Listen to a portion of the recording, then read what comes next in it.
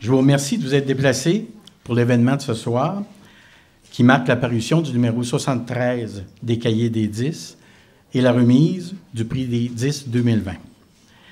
Écoutez, cet événement est pour nous significatif. Il est marquant pour de multiples raisons. C'est en 1983 que les éditions La Liberté et la Société des 10 se sont rencontrées. Les éditions La Liberté, alors sous la direction de mon père, Lucius, sauvent du pilonnage la collection existante encore disponible des précieux cahiers. Et depuis, elles ont assuré la publication des numéros. Il s'établit alors un partenariat marqué d'une conviction, celle de l'utilité de la mémoire et du patrimoine. Un attachement aux 10 a pris naissance. Il y a là quelque chose d'inspirant. À notre mesure, l'équipe de la librairie, fondée par mon père en 1945, et celle des éditions qui a suivi, ont adhéré aux valeurs qu'on y partage. La Société des 10 est bien vivante. Au fil des ans, elle fait son histoire. Cette organisation s'inscrivant dans le temps, les 10 se renouvellent. L'arrivée de nouveaux membres est réjouissante et les départs sont empreints de nostalgie. Mais restons joyeux, cela est une promesse d'avenir. Alors ce soir, avec plaisir, après les allocutions, nous partagerons un verre de l'amitié. Enfin, je convie ceux et celles qui se procureront des exemplaires des cahiers des 10 à faire signer vos cahiers à la fin des allocutions par les membres présents, les membres émérites, les membres qui sont... On en a plusieurs. Alors pour la suite, et pour en savoir plus sur la Société des 10, j'invite Fernand Harvey, secrétaire de la Société qui occupe le fauteuil numéro 8 depuis 1997, à prendre la parole. Au nom de mes collègues de la Société des 10, j'aimerais tout d'abord remercier la Librairie La Liberté et son président, directeur général, M. Christian La Liberté, pour nous accueillir dans sa magnifique librairie, sans compter les liens qui nous unissent, comme il l'a lui-même rappelé depuis tant d'années. Nous en sommes cette année à la publication du numéro 73 des Cahiers des 10. Denis Delage propose une vaste synthèse qui démontre la filiation historique entre les Inuits contemporains et leurs ancêtres de la préhistoire. En cela, il réfute un préjugé de la tradition historiographique, soutenant que l'idée que les Indiens des temps anciens auraient disparu.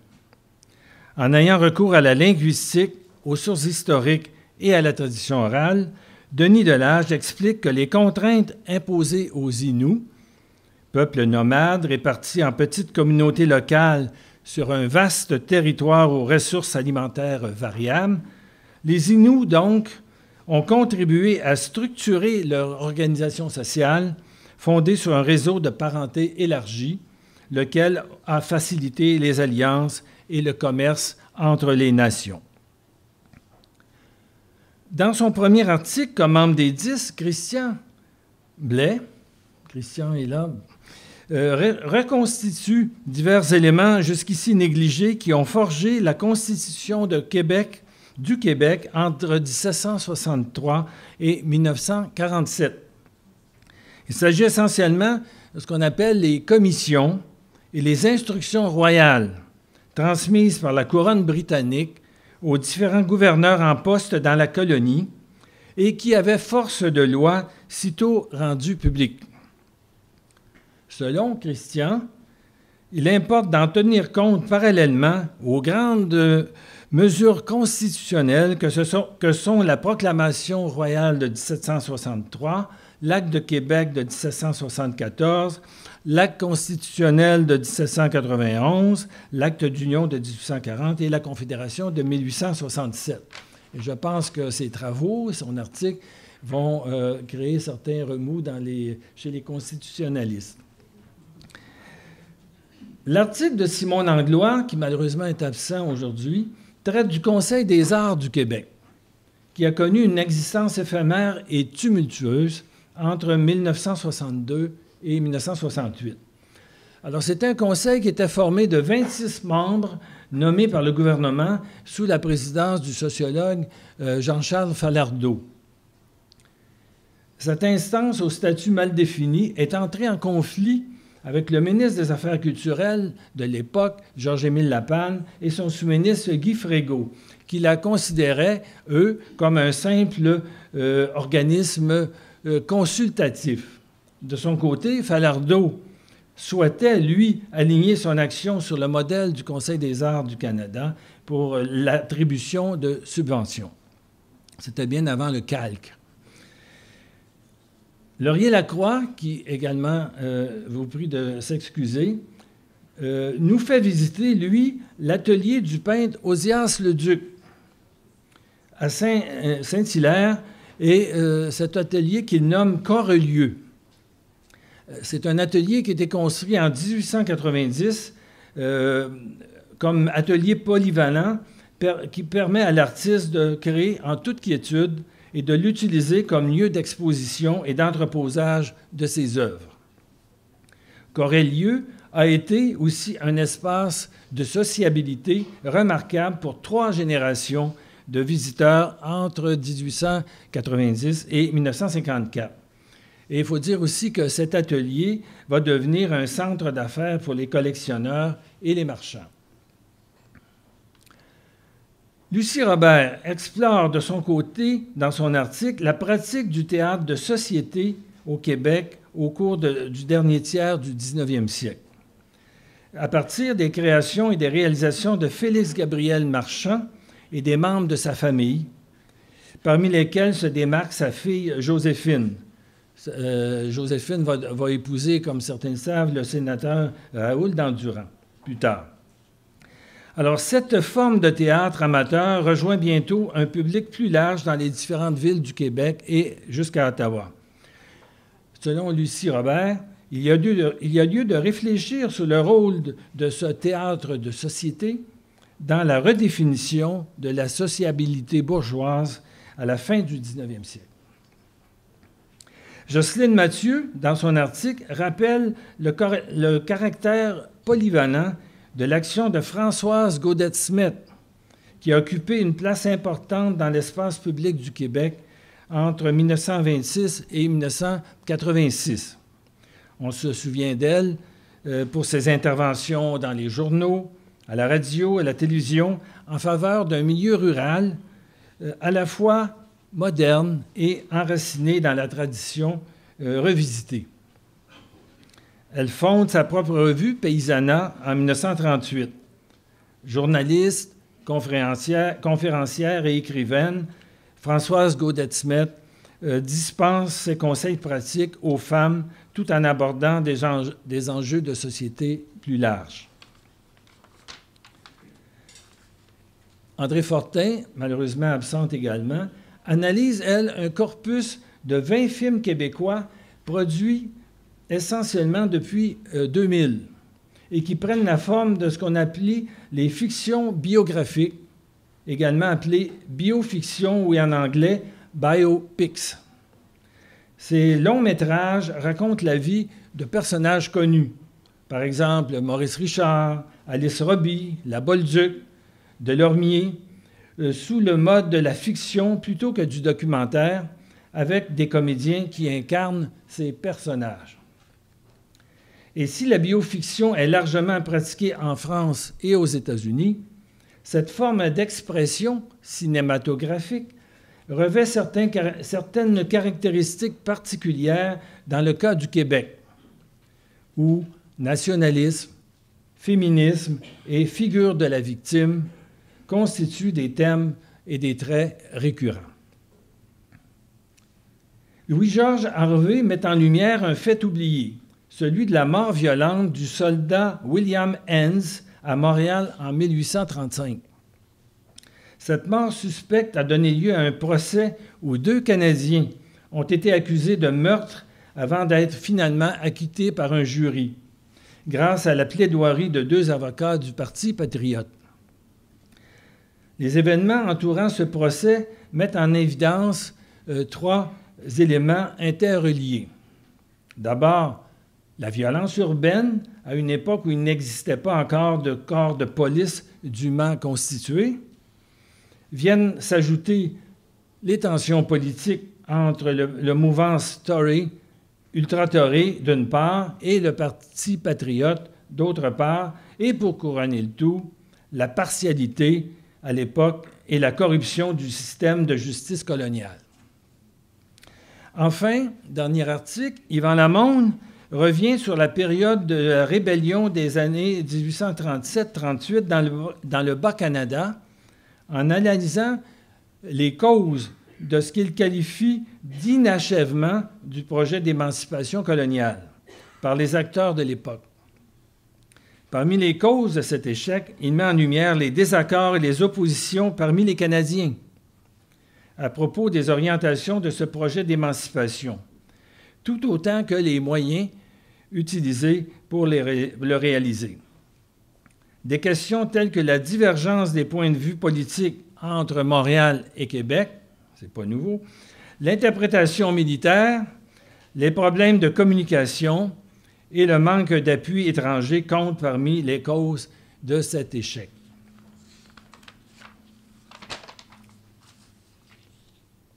Alors voilà donc le contenu brièvement décrit de ce numéro 73. Alors comme vous le savez, certains d'entre vous, la Société des 10 est une petite académie qui a été fondée en 1935 par Gérard Malchelos et un groupe de passionnés d'histoire et d'érudition. Et nos cahiers sont publiés sur une base annuelle depuis cette époque et ne bénéficient d'aucune subvention publique.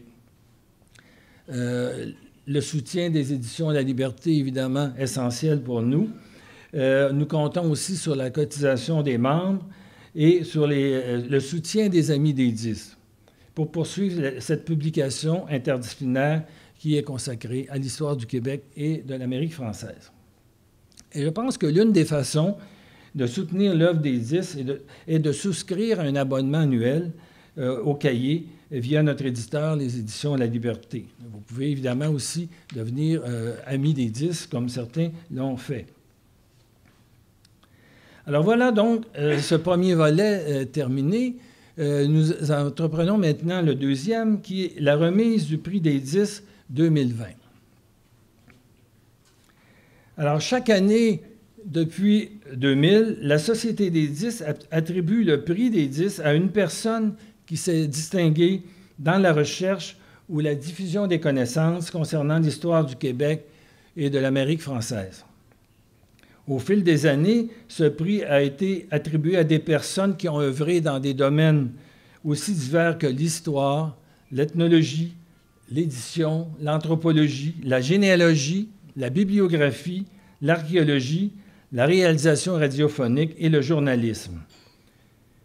Et je dois dire que la Société des 10 est particulièrement sensible à ce qu'on appelle les travailleurs de l'ombre, ces érudits dont le travail est essentiel à l'avancement des connaissances historiques, mais qui ne reçoivent pas pour autant de reconnaissance officielle dans les réseaux universitaires ou autres. Alors, le prix des 10 2020 a été attribué cette année à un chercheur qui ne manque pas de visibilité du haut des airs, mais dont les travaux historiques associés à la photographie et qui couvrent plusieurs décennies constituent en eux-mêmes un véritable patrimoine pour le Québec. Je demanderai donc à Gilles Galichan, membre émérite des 10, de présenter celui que Le Soleil a qualifié récemment d'historien volant. Pierre Lahoud, qui a le choix unanime des 10, reçoit donc le prix des 10 2020.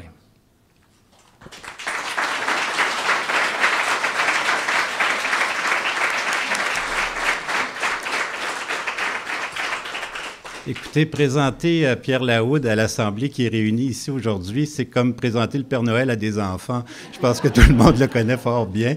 Mais dire cette carrière absolument extraordinaire, longue, du côté d'abord du ministère des Affaires culturelles, qu'on appelait à l'époque, ministère de la Culture et Communication aujourd'hui, mais surtout quelqu'un, comme disait Fernand, qui a travaillé à la fois dans l'ombre, mais dans la lumière, mais beaucoup dans l'ombre aussi, et en ayant toujours une immense générosité pour toujours du côté du patrimoine. Le Québec lui doit une immense dette pour ses implications, non seulement professionnelles dans le cadre de son travail, mais humaines, je dirais globales, qui a fait qu'il est allé vraiment donner beaucoup pour le patrimoine québécois.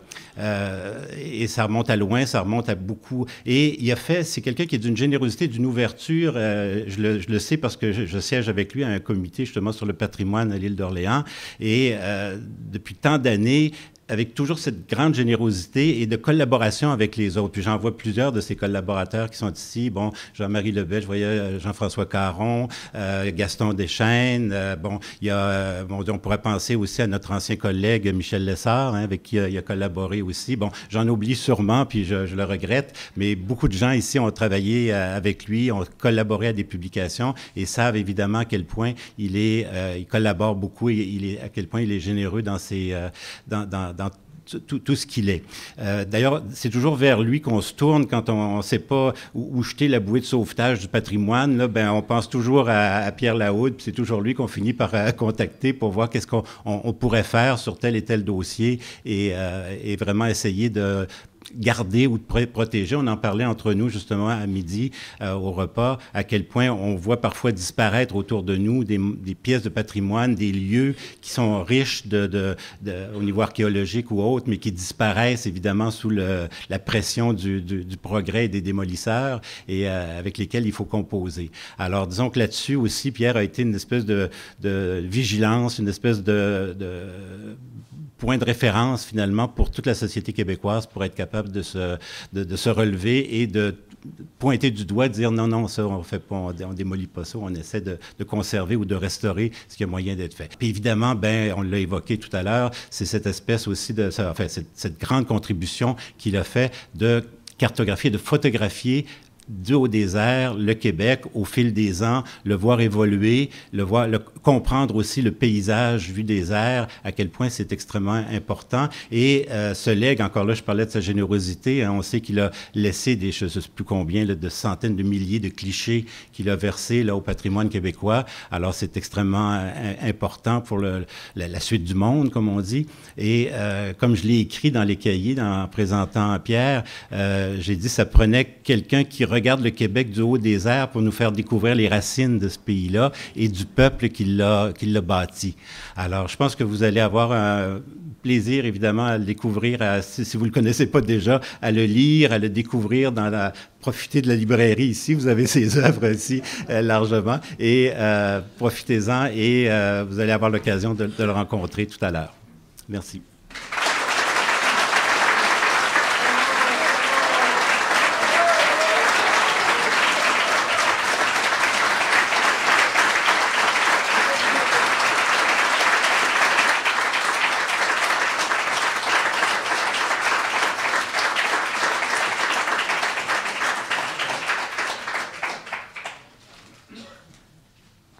Bon, j'ai plus rien à dire. Gilles va retrouver le petit cahier de M. Lallier.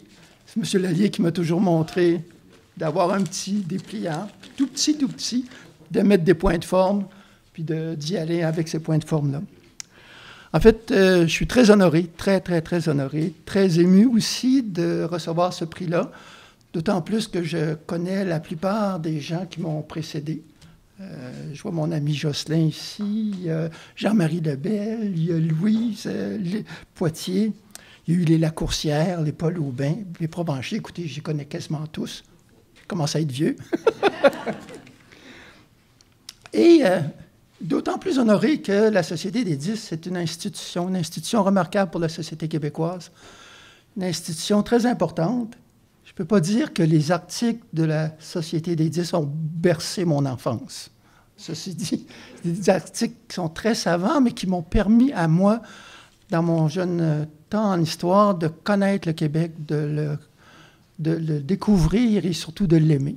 Je remercie beaucoup cette société-là, parce que vraiment les articles de fond ont été vraiment très importants pour moi.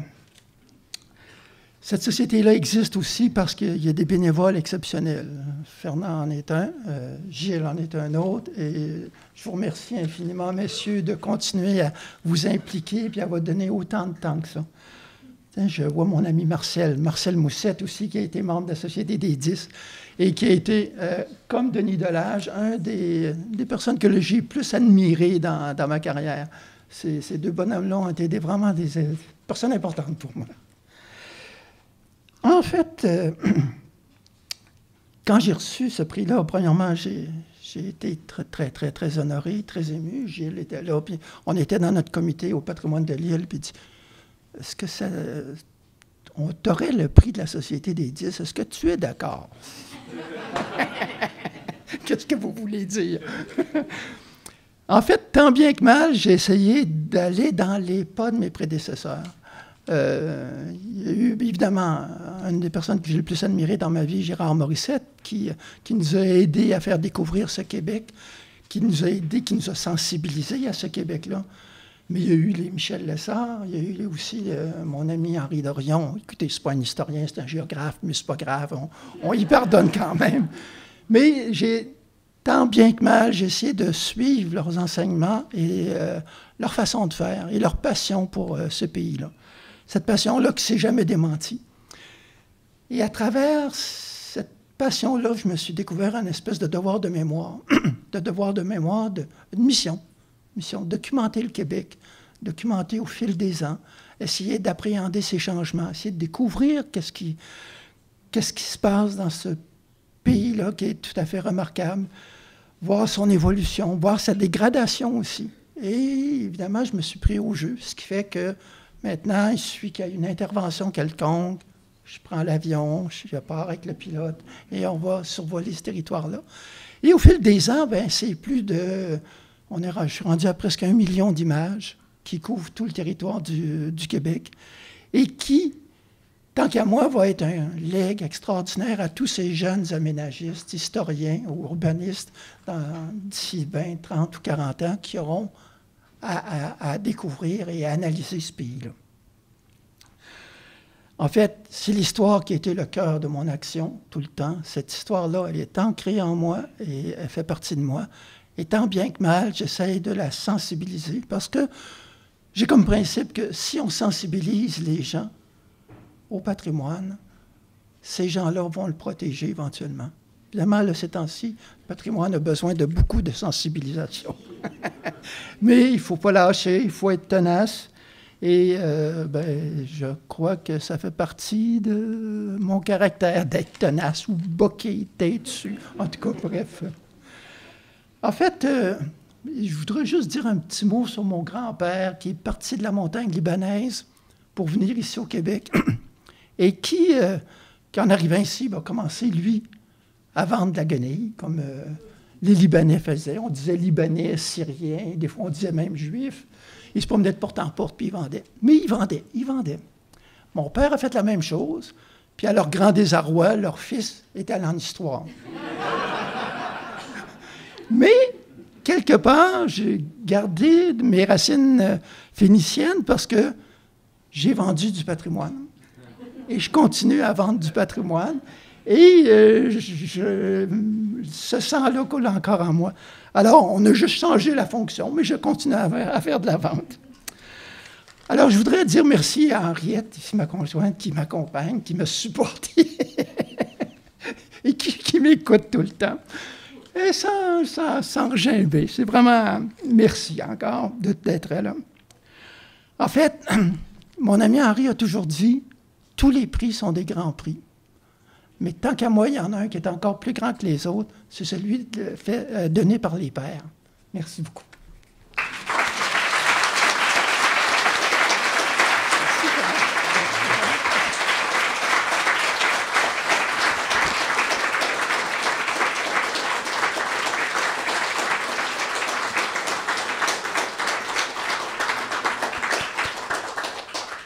Merci, Pierre. Avant de clore cet événement, je désire vous informer de ma décision de quitter mes fonctions de secrétaire de la Société des 10 pour devenir membre émérite. Alors, je suis secrétaire depuis 20 ans et je pense que c'est le temps, quand ça va bien, de partir pour laisser la place à des plus jeunes afin d'assurer le renouvellement de notre société. Alors, Jocelyne Mathieu et Christian Blais seront désormais les 2 co-secrétaires des 10. Par ailleurs, Louise Potier a été élue au fauteuil numéro 8, le mien, pour me remplacer. Enfin, Mme Lucie Robert a pris la relève de Gilles Galichan l'an dernier comme éditrice déléguée, et c'est elle qui a édité le cahier que vous avez cette année. Vous savez aussi qu'il y a des membres émérites des 10, j'en deviens un. Notre société en compte 9 vivants actuellement, dont Gilles Galichan, Michel Lessard, Jean Simard, Yvan Lamonde et quelques autres. Alors, j'invite maintenant Jocelyne et Christian de vous dire quelques mots pour clore cette cérémonie. Alors, je vous rappelle que les cahiers des 10 sont en vente ici même et que vous pouvez aussi demander des signatures auprès des auteurs. Alors, merci et vive les 10.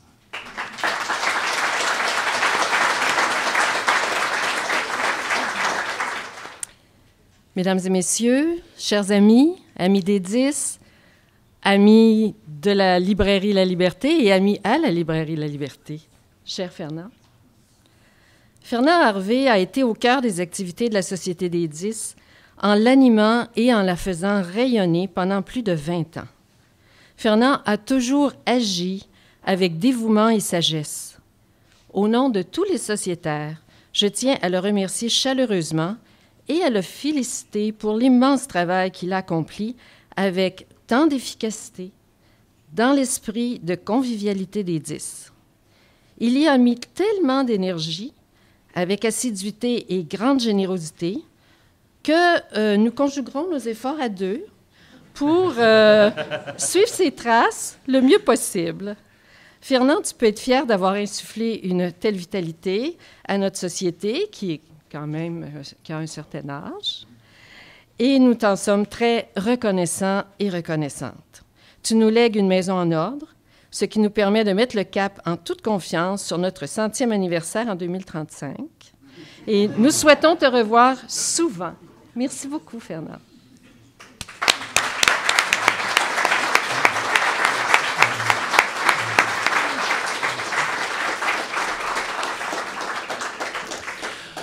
Aujourd'hui, mérite Fernand laisse donc le 8e fauteuil à un nouveau membre régulier. C'est donc avec plaisir et enthousiasme que les 10 accueillent Louise Potier, conservatrice et archéologue en chef au musée Pointe-à-Calière, musée d'archéologie et d'histoire de Montréal. Louise, je ne te vois pas. Ah, tu es là, c'est bien.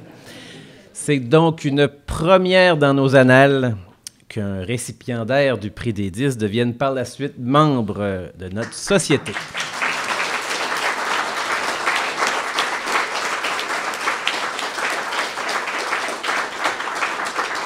Et pour la première fois aussi depuis 1935, on y compte un nombre égal de femmes et d'hommes.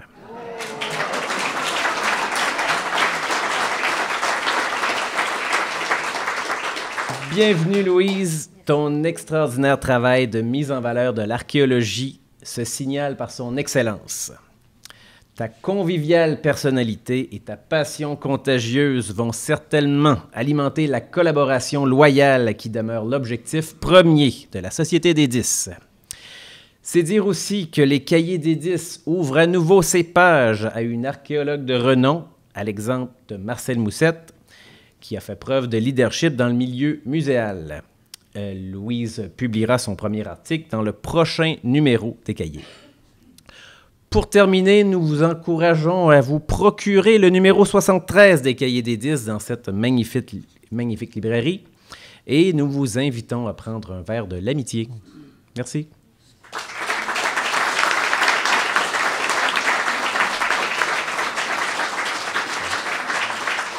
Merci.